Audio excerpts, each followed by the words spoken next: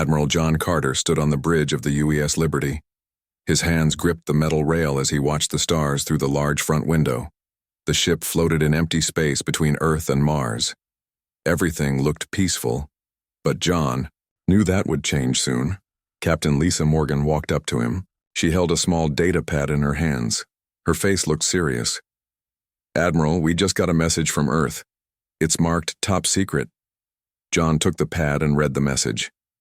His eyes grew wide. After 30 years of being slaves to the Valthrian Empire, Earth was ready to fight back. The message said that human scientists had built something amazing, something that could protect entire planets from alien weapons. "Are you sure this is real?" John asked Lisa. "Yes, sir. The message came directly from President Adams herself. She wants all fleet commanders to prepare for what comes next." John looked at the stars again. For 3 decades, the blue-skinned Valthrians had ruled over humanity. They took whatever they wanted from Earth. They forced humans to work in their mines on distant planets. Anyone who said no disappeared forever. But now, things were different. The message said Dr. Kevin Phillips and Dr. Amy Rodriguez had done something impossible. They had taken broken pieces of alien ships and figured out how they worked. Then they built something better. Back on Earth, President Helen Adams sat in a large meeting room in New Geneva. Around the table sat leaders from every nation on the far planet. The room was quiet as she spoke. "Ladies and gentlemen, today we make history. For too long we have lived under alien rule. They have taken our people, our resources, and our freedom, but no more." She pressed a button on the table. A hologram appeared showing Earth surrounded by a blue energy field. "Our scientists have created shield generators that can stop any Valthrian weapon. These shields cover our entire planet and all 23 human colonies." General Kate Anderson leaned forward. "Madam President, are we really going to war with an empire that controls half the galaxy?" "We're not going to war, General. We're declaring our independence. In 1 hour I will send a message to High Commander Zethkar. We are giving him and all Valthrian forces 3 days to leave human space. If they don't leave, we will make them leave." The room was silent. Everyone knew this was dangerous. The Valthrians had weapons that could destroy planets. Their ships were huge and powerful, but they also knew this might be humanity's only chance to be free. Dr. Phillips sat in his lab on Luna Base, Earth's moon. He looked at the large machine in front of him. It hummed with energy and glowed with a soft blue light. This was the shield generator that would protect Earth. His partner, Dr. Rodriguez, walked over to him. "Kevin, are you sure this will work? If we're wrong, billions of people will die." Kevin nodded. "Amy, I've run the tests 1,000 times. The Valthrians use energy weapons. Our shields stop energy weapons, but our missiles and bullets will go right through. It's like having armor that only protects you from certain attacks." "How did you figure this out? Remember that crashed Valthrian scout ship we found on Mars? Their computer had everything. Ship designs, weapon plans, even their communication codes. They never thought we were smart enough to understand their technology." Far away on the massive alien ship called Dominion's Edge, High Commander Zethkar read the human message.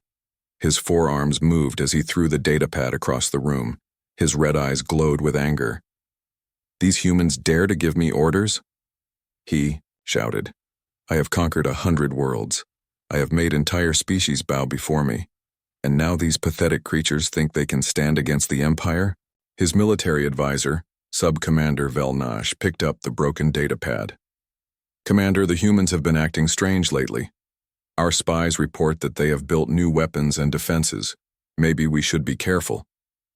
Zethkar laughed. It was a harsh sound that made other aliens on the bridge step back in fear. "Careful? Of humans? They are weak. They have no real weapons. Their ships are slow and clumsy. I will crush this rebellion before it starts." He turned to his communications officer. "Send a message to War Commander Velnash. Tell him to gather the 3rd Battle Fleet. We will show these humans what happens when they forget their place." The alien officer typed the message quickly.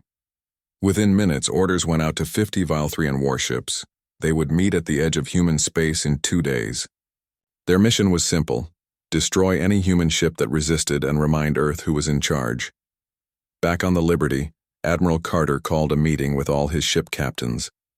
The main meeting room filled with men and women in blue uniforms. These were the best officers in the human fleet. "Friends," John said, "in less than 3 days we will face the largest alien fleet ever sent against us.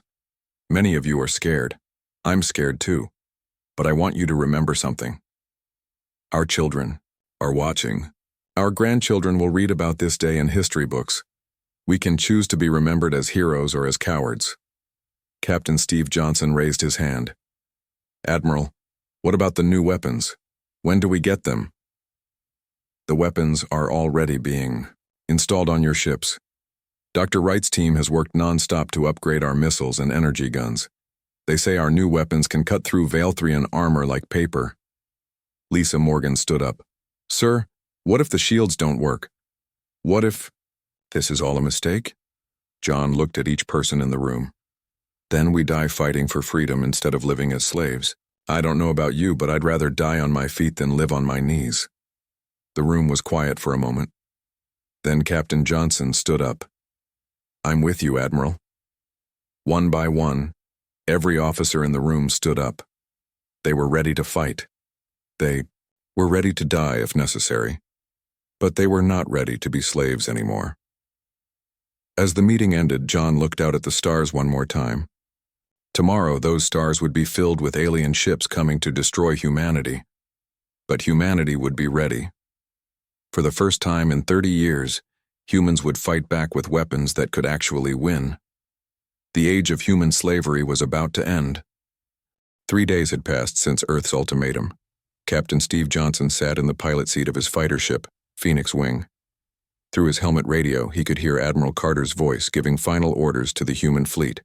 "All ships, this is Admiral Carter. The alien fleet has just appeared at the edge of our solar system. They have 50 warships, we have 20. But remember, we have something they don't expect." Steve looked at his radar screen. Red dots showed the positions of the alien ships. They were huge, much bigger than human ships. For 30 years, those ships had been symbols of fear. Today, that would change. On the alien flagship, War Commander Vel Nash studied the human positions. The humans had placed their ships in a defensive line near Mars. It looked like they were trying to protect Earth. This would be easy. "All ships attack formation," Vel Nash ordered. "We will crush these humans quickly. Then we will bomb their cities until they surrender." The Valthrian ships moved forward like a pack of hungry wolves. Their energy weapons began to charge. Blue light glowed from their gun ports. In a few minutes, the human fleet would be space dust. But Admiral Carter was not worried. He stood on the bridge of the Liberty and watched the alien ships approach. "Lisa, activate the shield generators." Captain Morgan pressed a series of buttons on her control panel. "Shields are online, Admiral. All human ships and space stations are now protected. Around Earth, Mars, and the human colonies invisible, energy fields sprang to life. The shields were there, but no one could see them. The aliens had no idea what was waiting for them." Dr. Phillips watched from Luna Base. His hands shook as he monitored the shield systems. "Amy, the shields are working perfectly. Energy levels are stable." Dr. Rodriguez stood beside him. "Kevin, I can't believe we're really doing this. We're about to fight the most powerful empire in the galaxy." "We're not just fighting them," Kevin said. "We're about to beat them." The first alien ship fired its main weapon. A beam of pure energy shot toward the human ship Courage. The beam hit the ship's shields and simply disappeared. The energy was absorbed and redirected harmlessly into space. On the alien ship, the weapons officer stared at his screen in confusion. "Commander, our weapon had no effect. The human ship is undamaged." Vel Nash's 4 eyes narrowed. "Impossible. Fire again. All ships, open fire." 50 alien ships fired at once. The space around the human fleet lit up with energy beams, plasma bolts, and particle cannons. It was the most firepower ever directed at human ships. But when the light faded, every human ship was still there, completely unharmed. Admiral Carter smiled. "Now it's our turn. All ships, return fire." The human ships fired back, but they didn't use energy weapons. Instead, they launched missiles and fired metal bullets from magnetic railguns. The projectiles passed right through the human shields as if they weren't there. The alien ships had no protection against these old-fashioned weapons. Their energy shields were designed to stop energy attacks, not solid objects. Human missiles slammed into alien hulls and exploded. Railgun bullets tore through alien armor like it was made of paper. Captain Johnson piloted his fighter through the battle. His ship was small and fast. He flew between the large alien ships, firing missiles at their weak spots. "This is Johnson to all fighters. Their shields can't stop our weapons. Target their engines and weapon systems." Engineer Nicole Wright watched the battle from her command center on Mars. She had spent months upgrading human weapons. Now she could see her work paying off. "Dr. Garcia, look at this. Our new explosive tips are working perfectly. One missile is doing the damage of 10 old missiles." Dr. Tony Garcia nodded. "Nicole, your adaptive armor is amazing too. Watch this." He pointed to a screen showing the human ship Defiance. An alien energy beam hit the ship's armor and was reflected back at the alien ship that fired it. The battle was turning into a disaster for the aliens. They had lost 20 ships already, and the humans hadn't lost a single one. Their weapons were useless, and human weapons were cutting through their fleet like a hot knife through butter. War Commander Velnash couldn't believe what he was seeing. How is this possible? Humans are supposed to be weak. Their technology is supposed to be primitive. His second-in-command spoke quietly. "Commander, we should retreat. We're losing too many ships." "No," Velnash shouted. "I will not run from humans. Bring us closer. We'll ram their ships if we have to." But as his ship moved toward the human fleet, Captain Johnson's fighter dove toward it. Steve fired 6 missiles at the alien ship's bridge. The missiles hit one after another, each explosion bigger than the last. The alien flagship's bridge exploded in a ball of fire. Velnash barely had time to reach an escape pod before his ship broke in half. Admiral Carter watched the alien commander's ship die. "All human ships press the attack. Don't let any of them escape." The human fleet moved forward like hunters chasing wounded prey. Their new weapons destroyed alien ship after alien ship. The aliens tried to fight back, but their energy weapons were completely useless against the human shields. Captain Morgan coordinated the attack from the Liberty. "Admiral, we've destroyed 35 alien ships. The rest are trying to retreat." "Let them go," John said. "But first, let's send them a message they'll never forget." He activated the ship's communication system and sent a message to all the surviving alien ships. "This is Admiral Carter of the human fleet. You came here to destroy us. Instead, you have learned that humans are no longer your slaves. Go back to your empire. Tell them what happened here. Tell them that human space is now forbidden to them." The surviving alien ships limped away into deep space. They had lost more than half their fleet, and they hadn't destroyed a single human ship. It was the worst military defeat in Velthrian history. On Earth, President Adams received news of the victory. She stood in the same meeting room where the decision to fight had been made. Around her, world leaders cheered and hugged each other. "Fellow humans," she said, "today we have proven that freedom is stronger than oppression. Our brave sailors have shown the galaxy that humanity will no longer bow to any empire." But the president knew this was just the beginning. News of the human victory would spread throughout the galaxy. Other oppressed species would hear about it. Some would ask for help. Others would start their own rebellions. The Velthrian Empire had ruled the galaxy for 500 years. Today, for the first time, they had been defeated by a species they considered weak and primitive. The balance of power in the galaxy had just shifted. Dr. Phillips shut down the shield generators around Earth. The battle was over, and the shields were no longer needed. But he knew they would need them again soon. "Amy," he said to his partner, "this is just the first battle. The Empire will send bigger fleets next time." Dr. Rodriguez nodded. "Then we'll be ready for them. And maybe next time, we won't be fighting alone." She was right.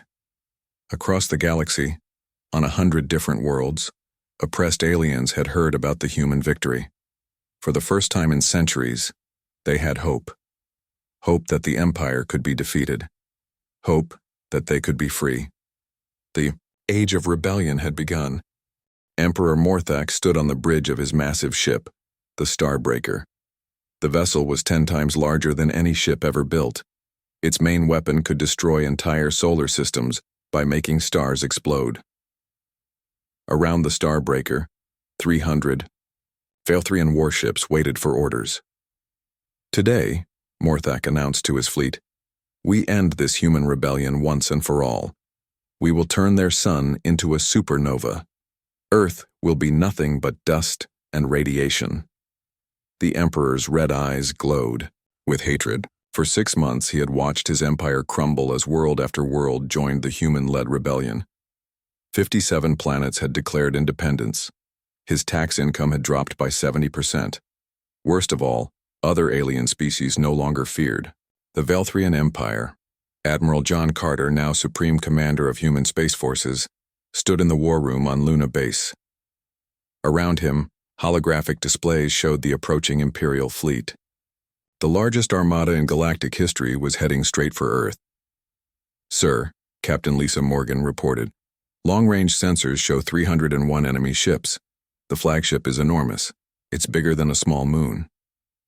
Dr. Kevin Phillips looked up from his computer screen. His face was pale with worry. John, our spies were right. That ship's main weapon can destabilize stellar cores. If they fire it at our sun, the resulting explosion will destroy everything in our solar system.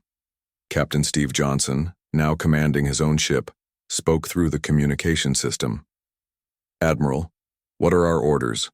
My squadron is ready to fight. John looked at the tactical display.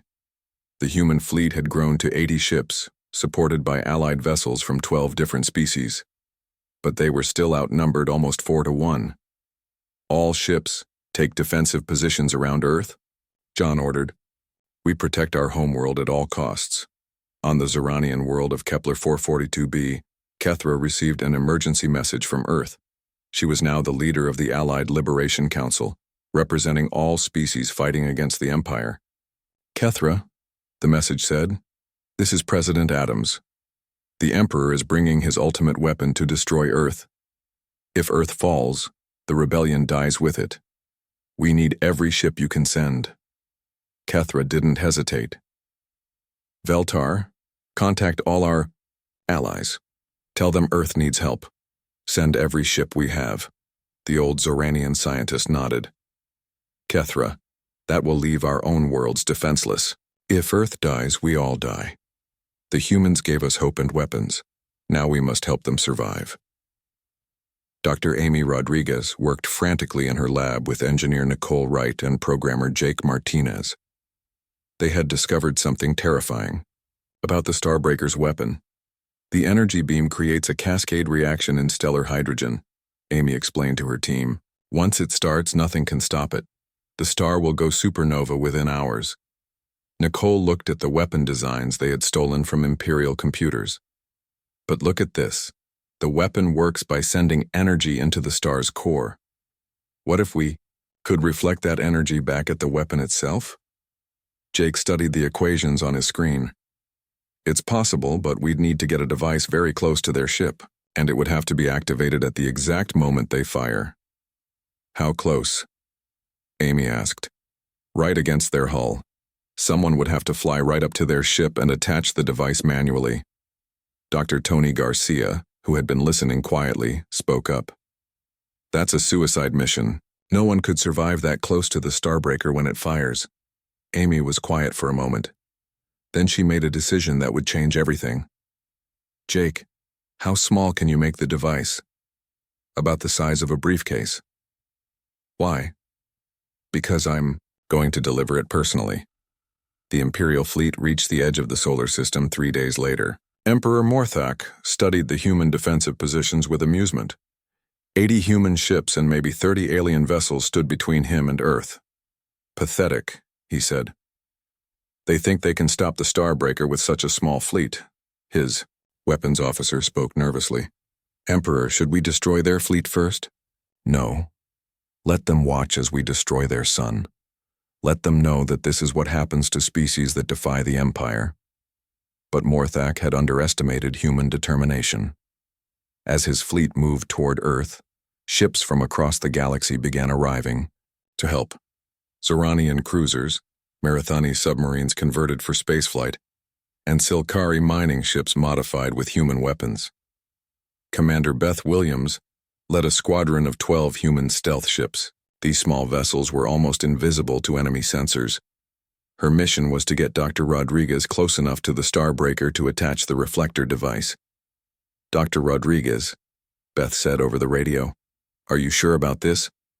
Once we get close to that ship, we probably won't be able to get away." Amy checked her spacesuit and made sure the reflector device was secure. "Commander, if we don't stop that weapon, billions of people will die. Not just humans, but every species fighting for freedom." The battle began when the Imperial fleet opened fire on the human defensive line. Energy beams and plasma cannons lit up space as 300 alien ships attacked the combined human and allied fleet. Admiral Carter coordinated the defense from his flagship. "All ships, remember your training. Use your shields to block their energy weapons, then hit them with missiles and railguns." Captain Johnson's ship, the Phoenix, dove through the enemy formation like a dart.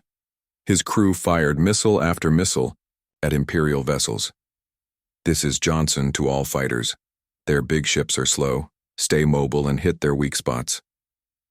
The Allied fleet fought bravely, but they were badly outnumbered. For every Imperial ship they destroyed, they lost 2 of ours, their own. Slowly, the defensive line began to crumble. Emperor Morthak watched the battle with satisfaction. "Enough. It's time to end this. Charge the main weapon." Deep inside the Starbreaker, massive generators began building energy for the weapon that would destroy Earth's sun. The process would take 20 minutes. Commander Williams saw her chance. "All stealth ships, follow me. We're going in." Her squadron flew through the battle, dodging energy beams and explosions. The stealth ships were so small that most Imperial gunners didn't even notice them. Engineer Nicole Wright monitored the mission from Luna Base. "Beth, you're almost there. The Starbreaker's main weapon is charging. You have maybe 15 minutes before they fire." Williams' ship reached the massive Imperial flagship. The Starbreaker was so huge that her small vessel looked like an insect flying around a mountain. "Dr. Rodriguez, I'm bringing us alongside their hull. You'll have to spacewalk to attach the device." Amy put on her helmet and checked her equipment one last time. "I'm ready." The airlock opened, and Amy floated out into space. Below her, the Starbreaker's metal hull stretched for kilometers in every direction. She activated her jetpack and flew toward the spot where Jake had calculated the device would be most effective. On the bridge of the Starbreaker, Emperor Morthak received a report that made him furious. "What do you mean there are humans on our hull?" "Sir, our sensors detect a small spacecraft and what appears to be a human in a spacesuit. Destroy them immediately." But the Starbreaker's weapons were too large to target something as small as a person. The Emperor could only watch as Amy attached the reflector device to his ship's hull. "Devices attached," Amy reported. "Jake, activate it the moment they fire their main weapon." She tried to return to Williams's ship, but Imperial fighters had spotted them. Energy beams cut through space around Amy as she flew through the darkness. "Amy, hurry!" Beth shouted. "They're targeting us." An energy beam hit Amy's jetpack, and she spun out of control. She managed to grab onto Williams's ship just as the commander accelerated away from the Starbreaker. "Main weapon ready to fire," reported the Imperial weapons officer. Emperor Morthak smiled. "Fire. Destroy their sun and end this rebellion forever." The Starbreaker's main weapon fired a beam of pure energy toward Earth's sun. But at the exact moment it fired, Jake activated the reflector device. The energy beam bounced off the device and shot straight back at the Starbreaker. The reflected beam was even more powerful than the original. It tore through the Starbreaker's hull like paper and reached the ship's reactor core. The massive vessel exploded in a ball of fire that could be seen from Earth. Emperor Morthak had just enough time to realize his mistake before the explosion consumed him. With their leader dead and his ultimate weapon destroyed, the Imperial fleet panicked. Some ships tried to retreat, while others continued fighting without coordination. Admiral Carter saw his chance. All ships attack. Drive them from our solar system. The combined human and allied fleet pressed their advantage. Without the Starbreaker's overwhelming firepower, the battle became more even. Human shields and weapons proved superior to Imperial.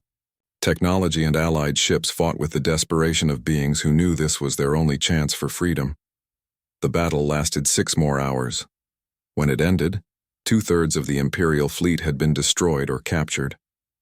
The remaining ships fled toward the Galactic core, carrying news of their Emperor's death. Dr. Rodriguez was rushed to the medical bay on Luna Base. She had been badly injured by radiation from the Starbreaker's explosion, but she was alive. "Did we win?" she asked weakly. Amy's partner, Dr. Phillips, smiled and held her hand. "We won, Amy. The Emperor is dead, his weapon is destroyed, and his fleet is scattered." President Adams addressed the galaxy from her office on Earth. News of humanity's victory traveled fast across the galaxy.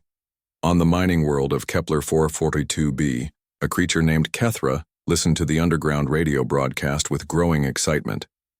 Kethra belonged to a species called the Zoranians. They had green skin, large black eyes, and had been slaves to the Velthrian Empire for over 200 years. The radio crackled with static, but the message was clear. Humans have defeated a Velthrian battle fleet. 50 alien ships attacked. Human space. Only 15 escaped. The humans lost no ships at all. Kethra looked around the dark mining tunnel where she worked.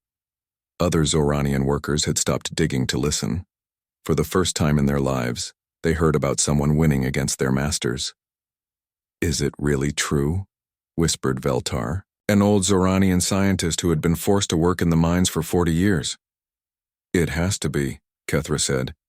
"The Empire wouldn't let news like this spread if it wasn't real." Above ground in the Human Administrative Building, Paul Henderson was having the worst day of his career. Paul was a colonial administrator, which meant he had to follow Velthrian orders and keep the human mining operation running smoothly. He had always hated his job, but he had no choice. His computer chimed with an incoming message. Paul looked around to make sure no aliens were watching, then opened the message. It was from Kethra, the Zoranian leader he had secretly been helping for months. "Paul," the message said, "we need to meet tonight. The humans have won a great victory. We want to win our freedom too. Can you help us?" Paul's hands shook as he typed back. "Meet me at the old equipment shed after dark. Come alone."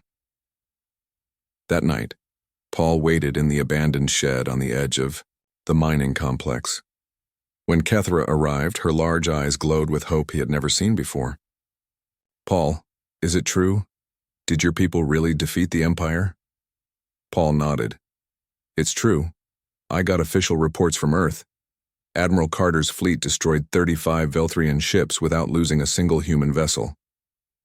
Kethra's hands trembled. "How? How did they do it?" "New technology. Shield generators that stop energy weapons and new missiles that can destroy alien ships easily." "Paul, can you get this technology for us? My people have suffered for so long. We've been slaves for 200 years. Our children are born in chains and die in chains. We need hope." Paul thought about the risk. If the Velthrians caught him helping a rebellion, they would kill him slowly. But he also thought about all the Zoranian children he had seen working in the mines. Children who should have been playing and learning, instead of digging for alien masters. "I'll try," he said. "But I'll need time to contact Earth."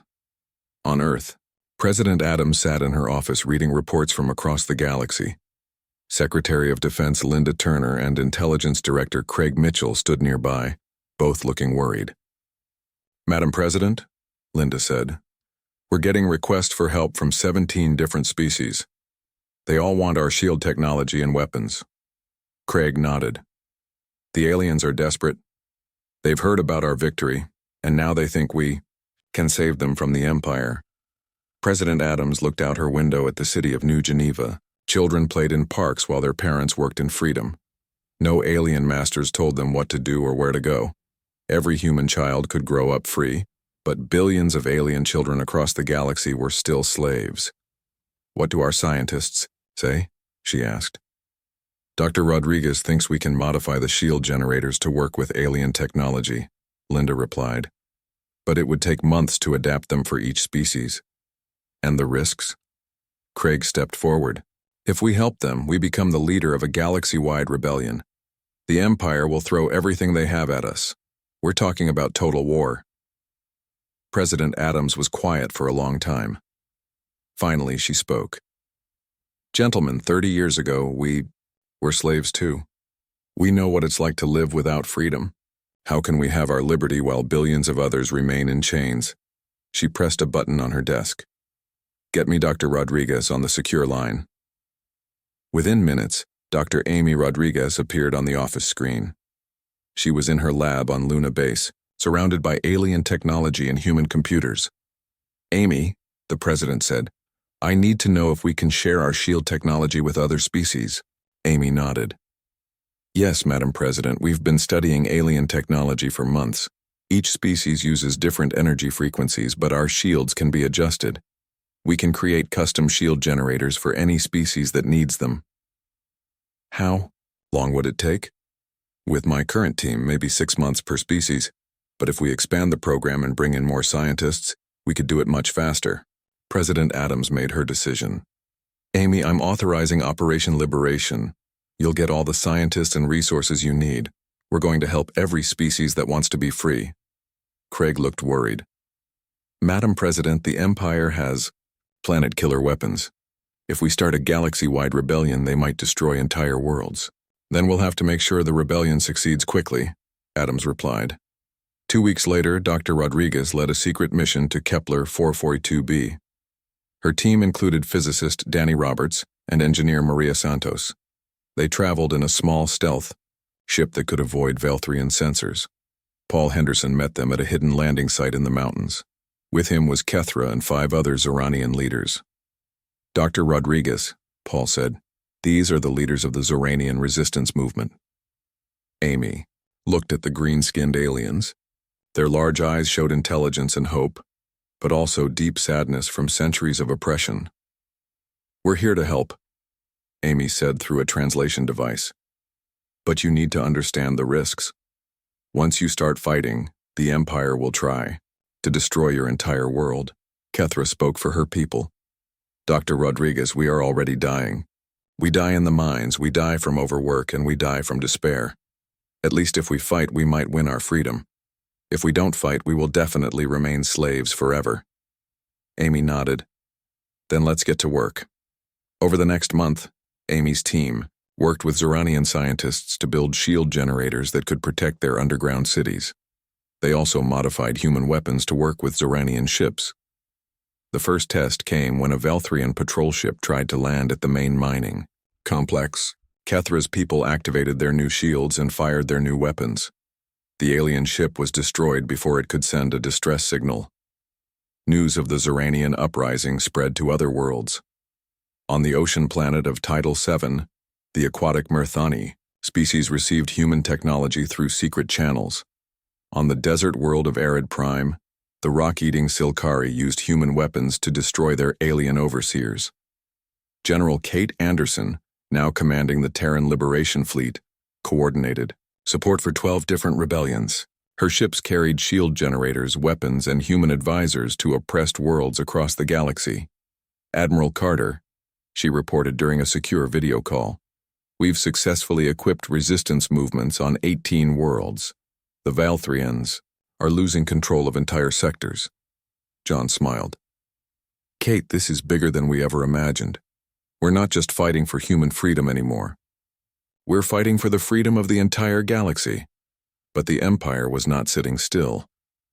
High Commander Zethkar had been replaced by an even more ruthless leader named Morthak. The new Emperor was gathering the largest fleet in galactic history. His plan was simple: destroy Earth and end the rebellion before it could spread further. Intelligence Director Mitchell briefed President Adams on the new threat. Madam President, our spies report that Emperor Morthak is building something called the Starbreaker. It's a weapon that can destroy entire solar systems. Adams felt a chill run down her spine. How long before it's ready? 6 months, maybe less. The president looked at the map of the galaxy on her wall.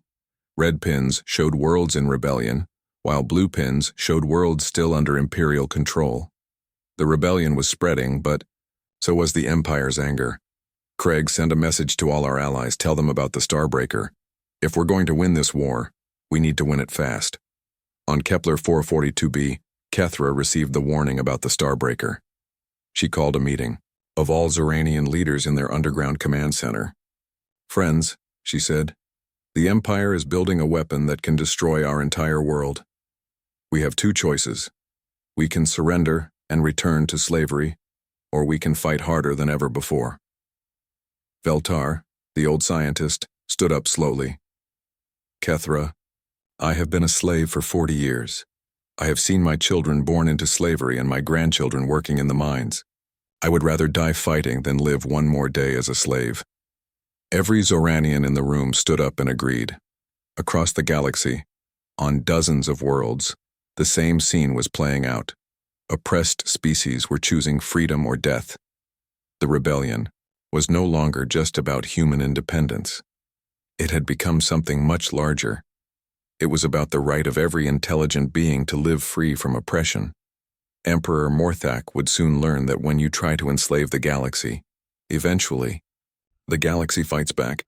6 months after Emperor Morthak's death, the galaxy looked very different. The Velthrian Empire had broken apart into dozens of smaller kingdoms, each fighting the others for control. Some former Imperial officers had become warlords, while others had joined the rebellion. President Helen Adams, now serving as the first Director General of the Terran Republic, stood in her new office on the space station Unity. The station orbited a neutral world called Haven Prime, chosen as the meeting place for the new Galactic Liberation Council. Through her window, Adams could see ships from 47 different species. Humans, Zoranians, Murthani, Silkari, and dozens of others worked together to build a new future. It was something no one had thought possible just 1 year ago.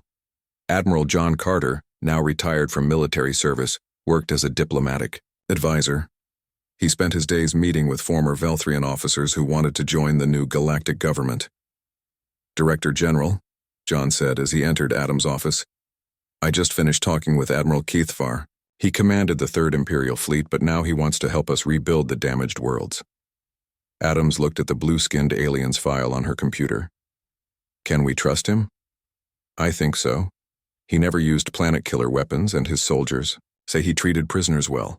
Plus, we need experienced officers who know how to manage large fleets. Adams nodded. The new galactic government faced enormous challenges.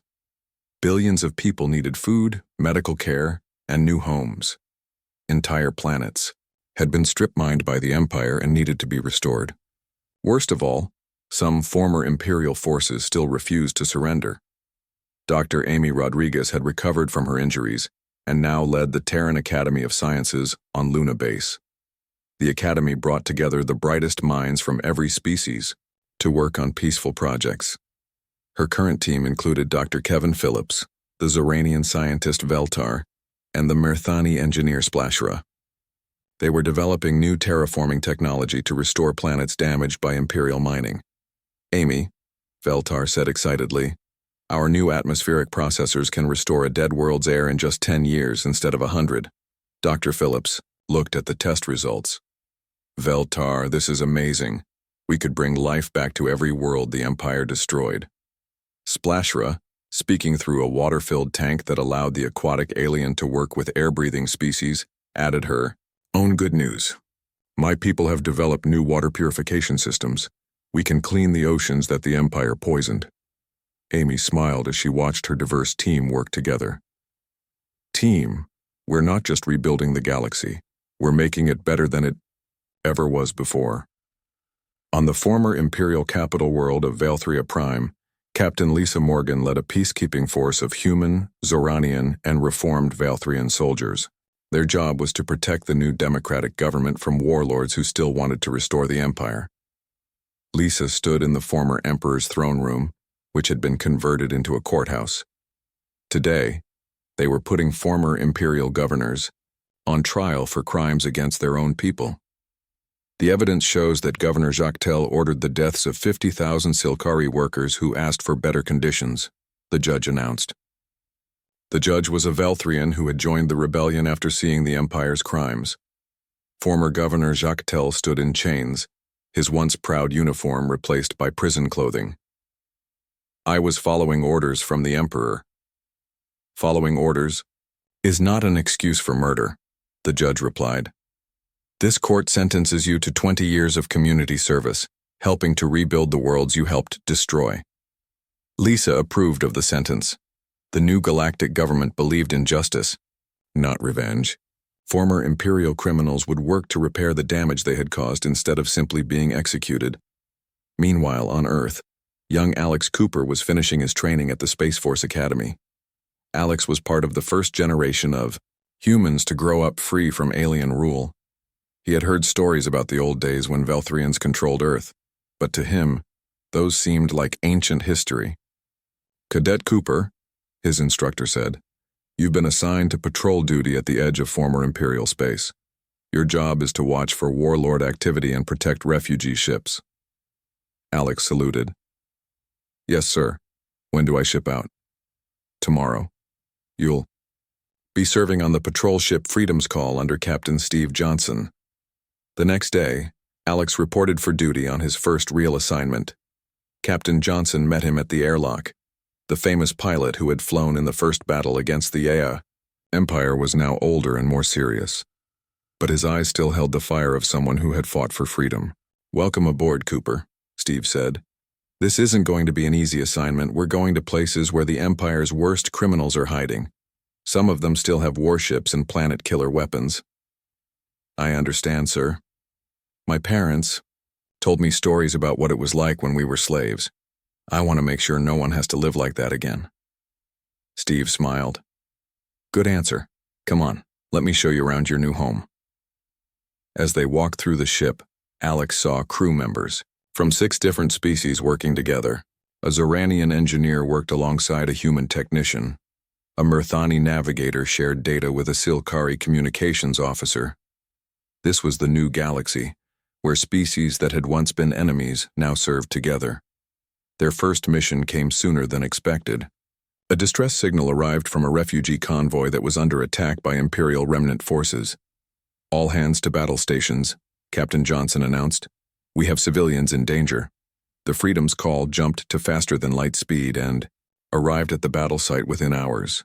3 former Imperial warships were attacking a convoy of ships carrying Zoranian refugees to a new homeworld. This is Captain Johnson of the Galactic Liberation Force, Steve announced on an open channel. Stop your attack immediately and surrender. The Imperial commander responded with weapons fire. We do not recognize your authority, human. These aliens belong to the Empire. Alex took his position at the weapons console. This was his first real battle, and he was nervous. But then he thought about the refugee families on those ships, and his nervousness turned to determination. Captain, weapons ready, Alex reported. Fire, Johnson ordered. The Freedom's Call's missiles tore through the outdated Imperial ships. The new generation of human weapons, improved by scientists from multiple species, was far superior to anything the Empire had ever built. Within minutes, 2 of the Imperial ships were destroyed, and the third was badly damaged. The surviving Imperial crew sent a surrender signal. After the battle, Alex helped coordinate the rescue of refugee survivors. He met a young Zoranian girl named Kirana, whose family had fled their homeworld to escape an Imperial warlord. Are you really human? She asked through a translation device. Yes, Alex replied. Why? My grandmother told me that humans are the ones who gave us freedom. She said that before the humans helped us, we were slaves for 200 years. Alex knelt down to the girl's level. Your grandmother was brave too. She helped fight for freedom. Now it's my job to protect that freedom. 3 years later, the galaxy had stabilized under the new democratic government. The Galactic Liberation Council had grown to include 97 different species. Trade flowed freely between worlds, and former enemies worked together on scientific projects.